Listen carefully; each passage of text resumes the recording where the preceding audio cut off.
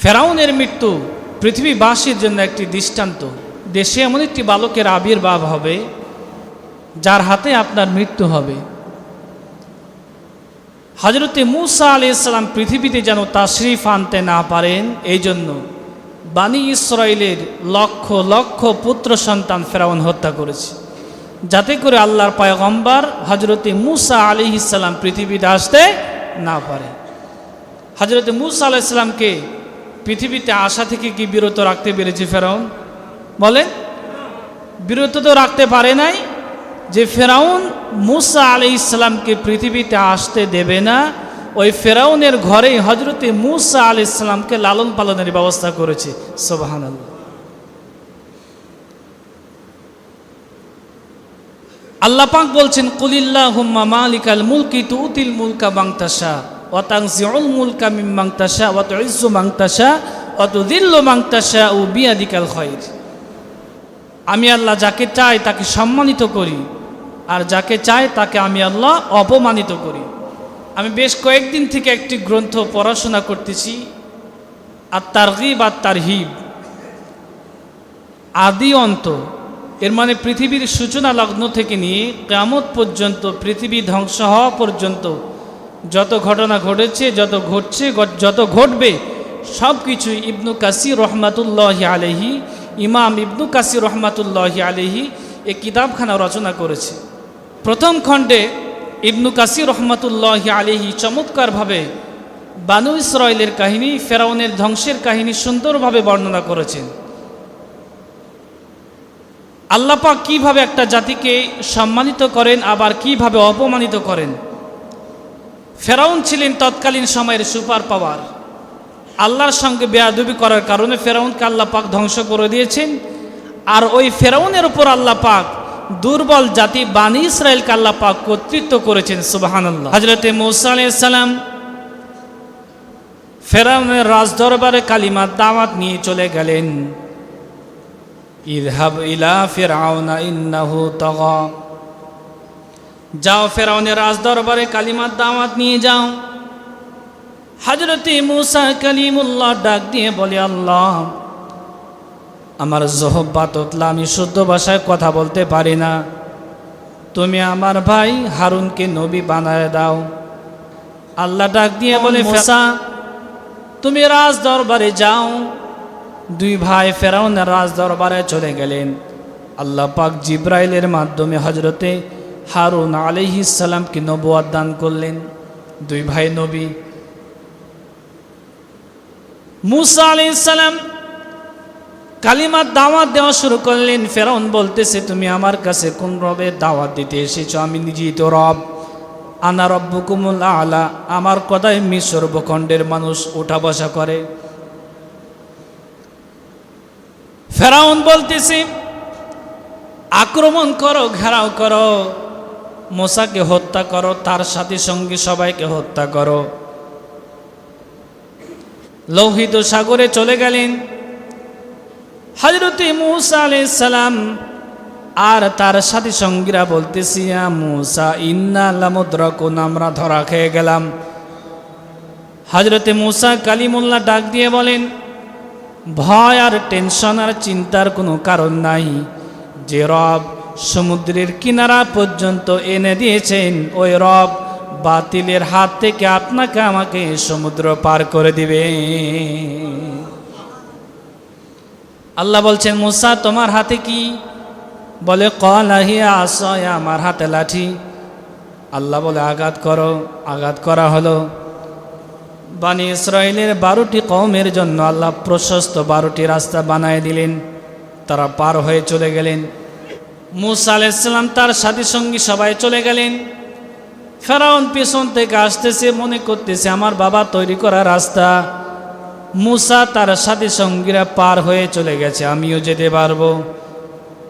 ফেরাউন যখন লোহিত সাগরে মাঝামাঝি, আল্লাহ পাক বলেন, ইন্নামা আমরুহু ইযা আরাদা শাইআন আন ইয়াকুলা লাহু কুন ফায়াকুন। আল্লাহ বলে, পানি রে, আমার পয়গম্বর আমার মূসার জন্য তুমি দুই খণ্ড হয়েছ, আবার একত্রিত হয়ে যাও। জোরে জোরে বলি সুবহানাল্লাহ। পানি একত্র হয়ে গেল। ফেরাউন পানি খায়, একবার উপরে যায়, একবার নিচে নেমে যায়। ফেরাউন বলতেছে, ক্বালা আমানতু আন্নাহু লা ইলাহা ইল্লাল্লাযী আমানাত বিহি বানী ইসরাঈল। একটু আগে যে মূসা পার হয়ে চলে গেল, ওই মূসা তার সাথী সঙ্গীরা যে রবের প্রতি ঈমান এনেছে, আমি ফেরাউন সে রবের প্রতি ঈমান এনে মুসলমান হয়ে গেলাম। আল্লাহ বলেন, ওয়া আনতা মিনাল মুফসিদিন, তুই কিসের ঈমানদার? তুই তো সবচাইতে বড় সন্ত্রাস। আল্লাহ পাক বলছেন, আল আন ওয়া ক্বাদ আসাইতা ক্বাবলু ওয়া কুনতা মিনাল মুফসিদিন, আজ তোমার তাওবা কবুল হবে না। সম্মানিত উপস্থিতি, মানুষের তাওবা দুইটি সময় কবুল হয় না। দুইটি সময় ভালো হওয়ার চেষ্টা করলেও আপনি ভালো হতে পারবেন না, তাওবা করলেও তাওবা কবুল হবে না। মাউতুল গালগারাত, মানুষের মৃত্যু যখন একেবারেই সন্নিকটে চলে আসবে, সাকারাতুল মাউত, মানুষ যখন গড়গড় করবে, ওই সময় মানুষ যদি তাওবা করে, সেই সময় তাওবা কবুল হবে না। আর দুই নাম্বার, আজরাইল মালাকুল মাউত যখন চলে আসবে, আপনি ধ্বংস অনিবার্য। এই সময় যদি আপনি তাওবা করেন, এই সময় তাওবা কবুল হবে না। ফেরাউন সেই সময় আল্লাহর কাছে তাওবা করেছিল, ক্বালা আমানতু আন্নাহু লা ইলাহা ইল্লাল্লাযী আমানাত বিহি বানী ইসরাঈল। আল্লাহ, আমি মুসলমান হয়ে গেলাম, তোমার প্রতি ঈমান আনলাম।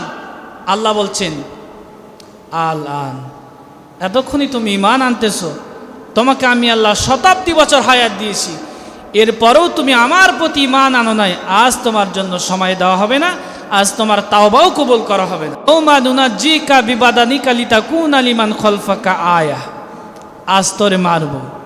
শুধু মারব তা নয়, তোর লাশটি কোনো পোকামাকড়ে তোরে স্পর্শ করবে না, সমুদ্রে তোরে খাবে না। ৩৫০০ বছর ফেরাউনের লাশ সমুদ্রে ভেসেছিল, সমুদ্রের ভিতরে ছিল, সমুদ্র তার লাশ খায় নাই, কোনো মাছ তার স্পর্শ করে নাই। আল্লাহ বলছেন, লা আয়া, পৃথিবীর বাসীর জন্য, পৃথিবীর স্বৈরাচারীদের জন্য আমি আল্লাহ তোর নিদর্শন করে রেখে দিলাম। ৬টি ধ্বংসপ্রাপ্ত জাতির ভিতরে ১ নম্বরে কওমে ফেরাউন। আল্লাহ পাক ফেরাউন জাতিকে ধ্বংস করেছেন। এ ফেরাউন, এ কওমটির ওপরে আল্লাহ পাক বানী ইসরাঈলকে কর্তৃত্ব দান করেছে। জোরে জোরে বলি সুবহানাল্লাহ। এর মানে সবলের ওপর দুর্বলকে আল্লাহ পাক কর্তৃত্ব দান করেছেন। ২ নম্বরে কওমে শুআইব, হযরতে শুআইব আলাইহিস সালামকে আল্লাহ পাক মাদিয়ানবাসীদের জন্য আল্লাহ পাক নবী করে প্রেরণ করেছেন। আপনি একটা ইমারত ২০ তলা বিল্ডিং তৈরি করলেন, ওই বিল্ডিংটাকে কি আপনি এমনিতেই নষ্ট করবেন? করতে চাইবেন কেউ? বলেন, কেউ করতে চাইবেন না। এখন আপনার ওই ইমারত, আপনার ওই বিল্ডিংটা যদি সরকারি জমির ওপর যদি নির্মাণ করে থাকেন, তাহলে সরকার তো আপনার ওই জমিটা নষ্ট করবেই, ঠিক কি না? তাহলে আল্লাহ সুবহানাহু ওয়া তাআলা, আল্লাহ পাকের অবাধ্য যখন হয়েছে কোনো জাতি, ওই জাতিকে আল্লাহ পাক সমূলে ধ্বংস করে দিয়েছেন। কওমে মাদাইন, আল্লাহ রাব্বুল আলামিন বলেন, ওয়া ইলা মাদিয়ানা আখাহুম শুআইবান ক্বালা ইয়া কওমি আবুদুল্লাহা মা লাকুম মিন ইলাহিন গায়রুহু। আল্লাহ পাক বলেন, আমি আল্লাহ শুআইব আলাইহিস সালামকে প্রেরণ করেছি মাদিয়ানবাসীদের জন্য। মা লাকুম মিন ইলাহিন গায়রুহু। আল্লাহ বলছেন, কেন আমি আল্লাহ মাদিয়ানবাসীদের জন্য শুআইব আলাইহিস সালামকে প্রেরণ করেছি? এই জন্য প্রেরণ করেছি, কালিমার দাওয়াত দিবে, তাওহীদের দাওয়াত দিবে, ইসলামের দাওয়াত দিবে, কালিমার দাওয়াত দিবে। মা লাকুম মিন ইলাহিন গায়রুহু, আর এক আল্লাহ ছাড়া কারো ইবাদত করবে না। এই জন্য আমি আল্লাহ শুআইব আলাইহিস সালামকে মাদিয়ানবাসীদের জন্য প্রেরণ করেছি। সুবহানাল্লাহ। মাদিয়ানবাসী, তাদের সবচেয়ে বড় অপরাধ ছিল, আল্লাহ পাক তাদেরকে যে ধ্বংস করে দিয়েছেন, তাদের অপরাধের ভিতরে বড় একটি অপরাধ, তারা ওজনও কম দিত। তারা কিসে কম দিত? একটু জোরে বলেন। তারা ওজনে কম দিত। আমাদের ভিতরে এমনও দোকানদার আছে, এমনও ব্যবসায়ী আছে, তারা ওজনে কম দিতে খুব ভালোবাসেন। আপনি একটু ওজনে কম দিয়ে কত বেশি লাভবান হতে পারবেন। এজন্য প্রিয় ভাইয়ের আমার, আল্লাহ বলছেন ওয়াইলুল্লি কুল্লি হুমাজাতিল লোমাজা, ধ্বংস তাদের জন্য, ধ্বংস অনিবার্য তাদের জন্য যারা মাপে ওজনে কম দেন। এই জন্য খবরদার, যারা ব্যবসায়ী ভাইয়েরা আছেন, ওজনে কম দিবেন না, খাদ্যে ভেজাল দিবেন না। শোয়েব আলাইহিস সালামের মাদিয়ানবাসীকে পুরো একটা জাতিকে ধ্বংস করে দিয়েছিলেন শুধু ওজনে কম দেওয়ার কারণে। এটা ছোটোখাটো অপরাধ নয়। আপনার দোকানে একটা খরিদ্দার গিয়েছে, কাস্টমার গিয়েছে, তাকে আপনি কেন ওজনে কম দিবেন? এমনও নামাজি আছে টুপি ব্যবহার করে দুইটা, একটা ব্যবসা করা টুপি আর একটা নামাজ পড়া টুপি। ওজনে কম দিয়েছে, ধরা পড়ে গিয়েছে। আবার তারাজু নিচে দিয়েছে চুম্বুক, যাতে বোঝা না যায়। একদিন এক কাস্টমার ধরে ফেলেছে, একটু আগে নামাজ পড়ে আসলা, বলে দেখো না আমি টুপি চেঞ্জ করেছি, এটা নামাজ পড়া টুপি, এটা ব্যবসা করা টুপি। সম্মানিত বুঝতে, এই জন্য ওজনে কম দেওয়া যাবে না। আলহামদুলিল্লাহ আমাদের এলাকার মানুষ সচেতন মানুষ, ওজনে কম দেন না, খাদ্যে ভেজাল দেন না, আমি এটা আশাবাদী। মাদিয়ানবাসীকে এই জন্য ধ্বংস করেছিলেন ওজনে কম দেওয়ার কারণে আর খাদ্যে ভেজাল দেওয়ার কারণে। 3 নম্বরে কওমে হুদ, অর্থাৎ আদ জাতি। আল্লাহ রাব্বুল আলামিন বলেন ওয়া ইলা আদিন আখাহুম হুদান ক্বালা ইয়া কওমি ইবুদুল্লাহা মা লাকুম মিন ইলাহিন গায়রু। আল্লাহ বলছেন ওয়া ইলা আদিন আখাহুম হুদান, আমি আল্লাহ আদ জাতির জন্য হযরতে হুদ আলাইহিস সালামকে নবী করে প্রেরণ করেছি। আমি আল্লাহ কেন প্রেরণ করেছি? ক্বালা ইয়া কওমি ইবুদুল্লাহ, এক আল্লাহর ইবাদত করবে, এক আল্লাহর দাসত্ব করবে, এক আল্লাহর গোলামি করবে। জমিন আমার কর্তৃত্ব চলবে, আমি আল্লাহর, কোনো মানুষের গোলামি চলতে পারে না। কথা বলেন ঠিক কিনা? এজন্য আল্লাহ বলছেন আমার জমিন আমার খেয়ে আমার পরে মানুষের গোলামি করবে, এটা হতে পারে না। আল্লাহ বলছেন আমার জমিন, আমি তোমাকে রিজিক দিয়েছি, আমার গোলামি করবে, আমার ইবাদত করবে, পৃথিবীতে কোনো মানুষের গোলামি চলবে না। আল্লাহ সুবহানাহু ওয়া তাআলা আদ জাতিকে ধ্বংস করে দিয়েছিলেন। বিশাল বিশাল ইমারত তারা নির্মাণ করেছে। আল্লাহ সুবহানাহু ওয়া তাআলা বলছে তারা ছিল সুউচ্চ প্রাসাদের অধিকারী। পাহাড় কেটে কেটে তারা বিশাল বিশাল প্রাচীর ইমারত, তারা বিল্ডিং নির্মাণ করতেন। আল্লাহ সুবহানাহু ওয়া তাআলা বলছেন আলাম তারা কাইফা ফাআলা রাব্বুকা বিআদ ইরামা যাতিল ইমাদ, তুমি কি বিশাল বিশাল প্রাসাদ নির্মাণকারী ওই জাতিকে তোমরা দেখো নাই, যারা পাহাড় কেটে কেটে পাথরে তৈরিকৃত পাহাড় কেটে কেটে বিশাল বিশাল সুউচ্চ প্রাসাদ তারা নির্মাণ করেছিল। আমি আল্লাহ সমূলে পুরো আদ জাতিকে ধ্বংস করে দিয়েছি আমার সঙ্গে নাফরমানি আর মূর্তি পুজো করার কারণে। আল্লাহ রাব্বুল আলামিন বলেন এই আদ জাতিকে আল্লাহ পাক কিভাবে ধ্বংস করেছেন? তারা শিরক মূর্তি পুজো করার কারণে, আল্লাহর সঙ্গে বেয়াদবি করার কারণে আল্লাহ সুবহানাহু ওয়া তাআলা প্রচণ্ড ঘূর্ণিঝড় আর বালুঝড় আর ভূমিকম্পের মাধ্যমে আল্লাহ পাক পুরো আদ জাতিকে ধ্বংস করে দিয়েছেন। মানুষ এবং পশু পাখিগুলো আল্লাহ সুবহানাহু ওয়া তাআলা এত বিশাল প্রচণ্ড ঝড় দিয়েছে, এত বিশাল বাতাস বায়ু প্রেরণ করেছেন, যে বাতাস, যে ঘূর্ণিঝড়, যে জলোচ্ছ্বাসের কারণে মানুষগুলো উপরে চলে গেল, আল্লাহ পাক তাদেরকে আসমান মেনে জমিনের সঙ্গে ধ্বংস করে দিয়েছেন। আল্লাহর সঙ্গে নাফরমানি করার কারণে আল্লাহ পাক পুরো আদ জাতিকে ধ্বংস করে দিয়েছেন। সম্মানিত উপস্থিতি, এই জন্য আল্লাহর সঙ্গে বেয়াদবি করা যাবে না, আল্লাহর সঙ্গে শিরক করা যাবে না, আল্লাহর সঙ্গে হৃদ্রতা সম্পর্ক স্থাপন করা যাবে না। এটা 3 নাম্বার। 4 নম্বরে কওমে লূত।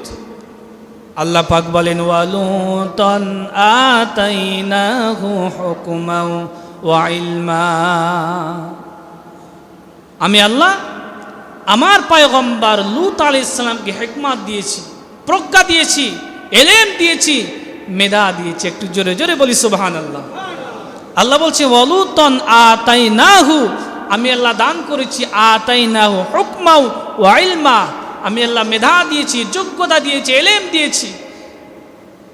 সম্মানিত উপস্থিতি, হযরতে লূত আলাইহিস সালাম ছিলেন তৎকালীন সময়ের সবচেয়ে বড় বুদ্ধিজীবী।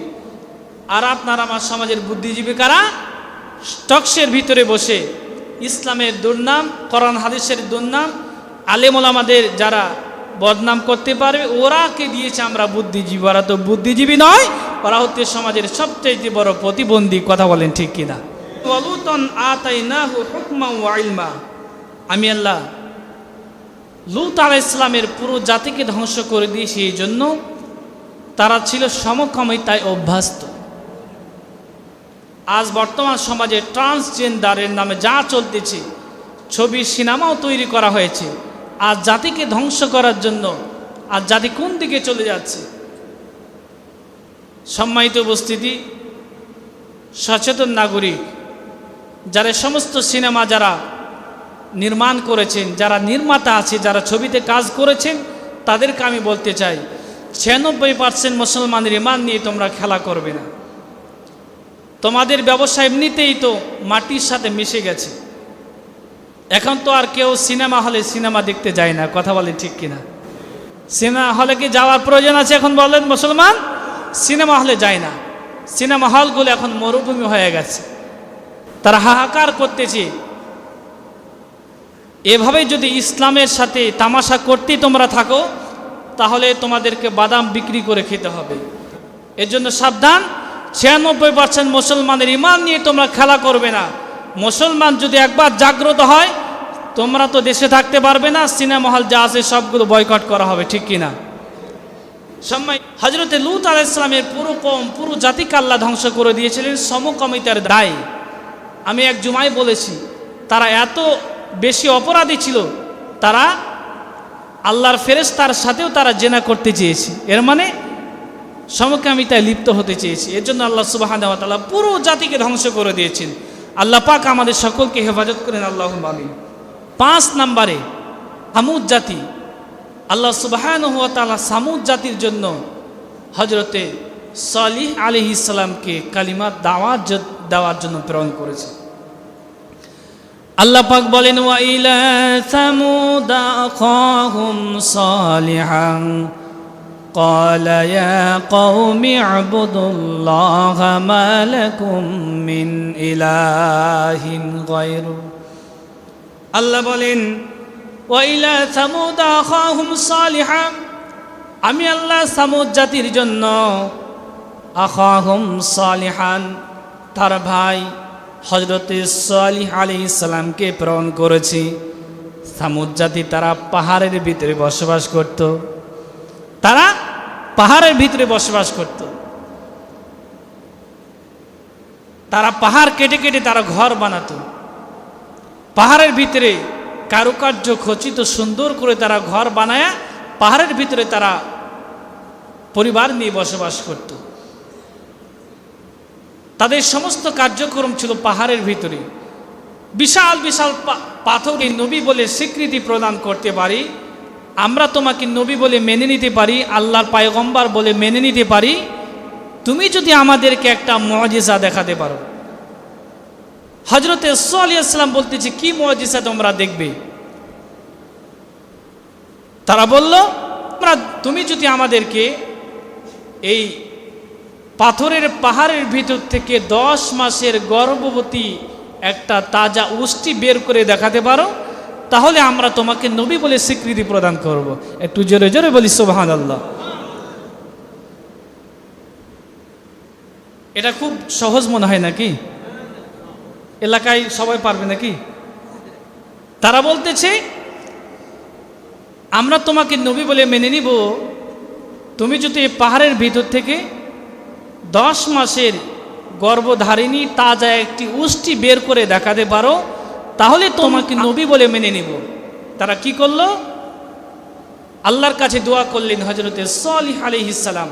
আল্লাহ সুবহানাহু ওয়া তাআলা পাহাড়ের ভিতর থেকে, পাথরের পাহাড়ের ভিতর থেকে 10 মাসের গর্ভধারিণী তাজা একটি উষ্টি বের করে আল্লাহ পাক নজির করে দিলেন। সুবহানাল্লাহ। তারা তো ঈমান আনলই না।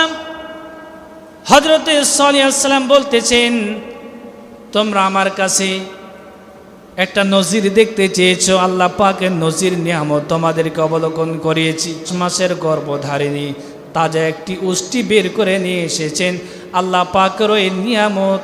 আর সামুদ জাতি ওই উষ্টিকে হত্যা করে ফেলল। আল্লাহর কাছে হযরতে সালেহ আলাইহিস সালাম দোয়া করলেন, আল্লাহ সুবহানাহু ওয়া তাআলা এত আযাব, এত রাগান্বিত হলেন, এত গজব হলেন, এত গোসা হলেন, আল্লাহ পাক পুরো সামুদ জাতিকে সমূলে আল্লাহর একটা নজর, একটা নিয়ামতকে ধ্বংস করার কারণে পুরো জাতিকে আল্লাহ পাক ধ্বংস করে দিলেন। এটা 5 নম্বরে ধ্বংসপ্রাপ্ত জাতি। 6 নম্বরে কওমে নূহ। হযরতে নূহ আলাইহিস সালামকে আল্লাহ পাক প্রেরণ করেছেন। আল্লাহ পাক বলেন, ওয়ালাকাদ আরসালনা নূহান ইলা কওমিহি আন ইউবুদুল্লাহা মা লাকুম মিন ইলাহিন গায়রু। আল্লাহ বলেন, আমি আল্লাহ নূহ আলাইহিস সালামকে প্রেরণ করেছি ইরাকের মৌসিল নগরের নিনাওয়া নামক সম্প্রদায়ের জন্য।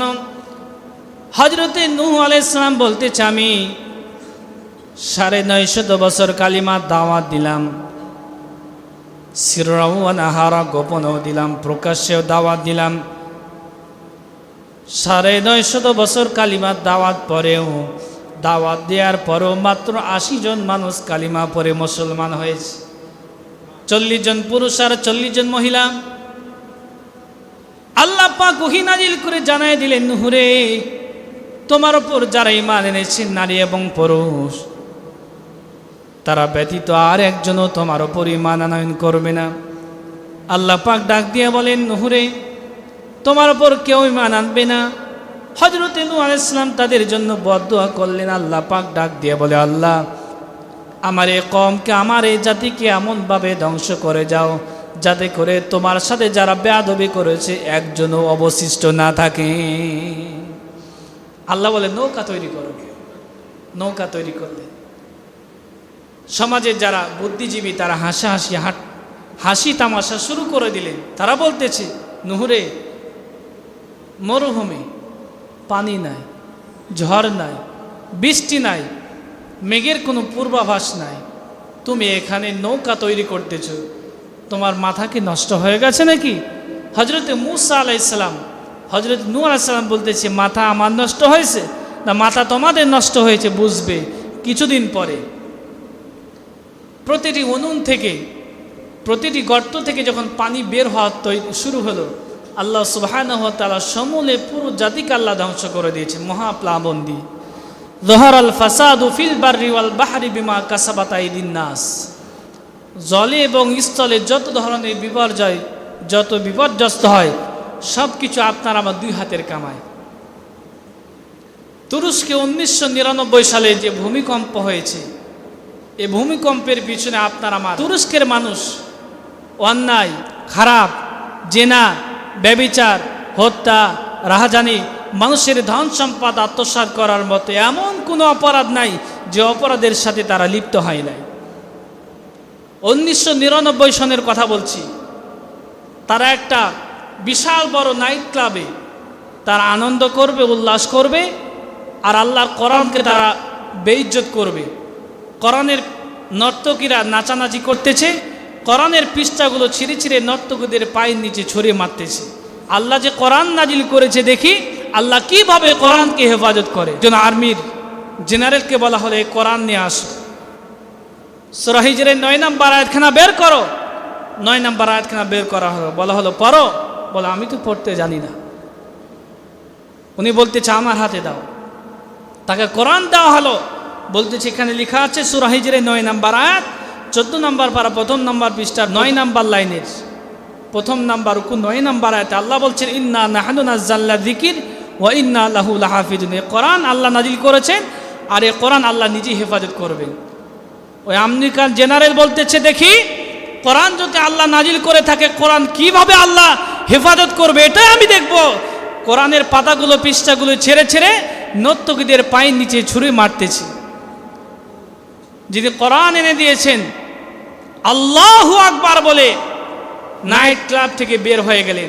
কিছুক্ষণ পরে আল্লাহ সুবহানাহু ওয়া তাআলা এত বিশাল ভূমিকম্প দিলেন, ভূমিকম্পের কারণে তৎকালীন সময়ের প্রায় ভিআইপি সিআইপি যত মানুষ ছিল ওই নাইট ক্লাবের ভিতরে প্রায় 50,000 মানুষ পানির নিচে তলিয়ে গিয়েছে।